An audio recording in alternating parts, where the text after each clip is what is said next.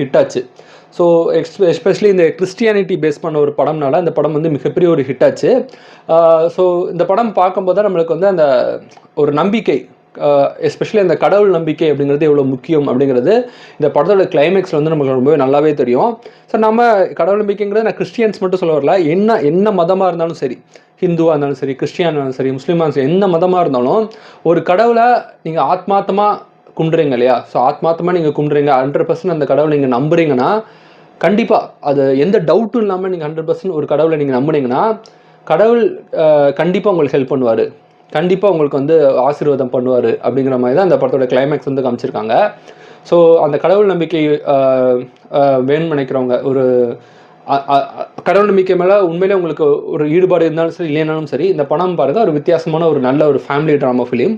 So இந்த video உங்களுக்கு பிடிச்ச லைக் பண்ணுங்கள், ஷேர் பண்ணுங்கள், முயற்சி செய்கி சப்ஸ்கிரைப் பண்ணுங்கள். தேங்க்யூ.